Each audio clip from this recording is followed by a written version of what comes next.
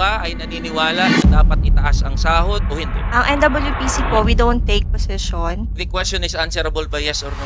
You cannot even say dapat itaas sahod ng manggagawa. Kayo na lang po ang hindi naniniwala. Ano po ang tindig ng National Wages and Productivity Commission? Kayo ho ba ay naniniwala na dapat itaas ang sahod o hindi? Ang NWPC po, we don't take position. Our mandate is to provide you with technical inputs and it's up to the Congress to appreciate those inputs. So, Thank you po. playing safe po ang NWPC. The question is answerable by yes or no po. Regular po nagre-review yung ating mga RTWPB. Sa taon-taon naman po ay somehow may nailalabas naman po na wage order ang ating 16 na RTWPBs.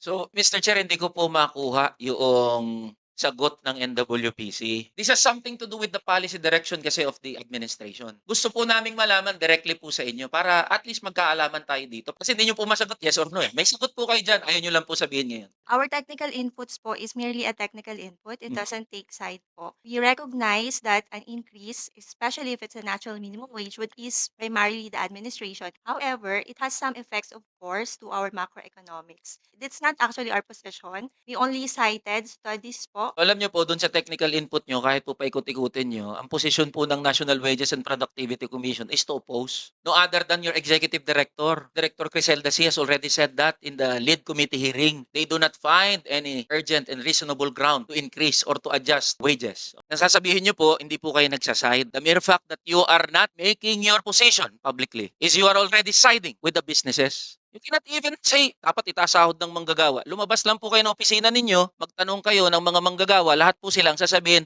dapat po itaas ang sahod ng mga manggagawa. Past 2 National Concern Survey, top 1, top 2, alam niyo po kung ano nakasulat doon? Dapat itaas ang sahod ng mga manggagawa. O kayo na lang po ang hindi naniniwala. I've been to NCR RTWPB, ngayon naglabas ng 85 pesos, ina-expect namin ba yan? O RTWPB na lang po naniniwala na gumagana pa yung regional wage boards, yung RA 6727. Wala na po naniniwala dyan at wag niyo po kaming lokohin dito. Alam ng mga manggagawa anong kalakaran sa mga regional wage boards. Magkakaroon ng hearing pero hindi nyo iti-take into consideration kung ano ang sinasabi ng mga manggagawa. Kasi kung totoo na nakikinig yung regional wage boards natin, dapat malinaw din ang kanilang tindig pagdating sa taas sahod. Kasi ang binabanggit namin dito, datos, siyensya. O ngayon, yung regional wage boards natin hindi tumutugon sa pangangailangan ng mga manggagawa. We will say, ang isa sa mga criteria of adjusting minimum wages is the demand of workers for living wages. It is enshrined in our constitution. Karapatan ng bawat manggagawa ang sahod na kayang bumuhay ng kanyang pamilya. Handa ba ang gobyerno na tumindig para sa mga manggagawa? Sino ba ang umaharang dito sa mga panukalang batas? No other than the President and the economic managers. Executive Secretary Ralph Recto. Kaya hindi po yan lumulusot sa kahit anong mga pag-uusap. Because the executive has made their position clear. We are addressing this challenge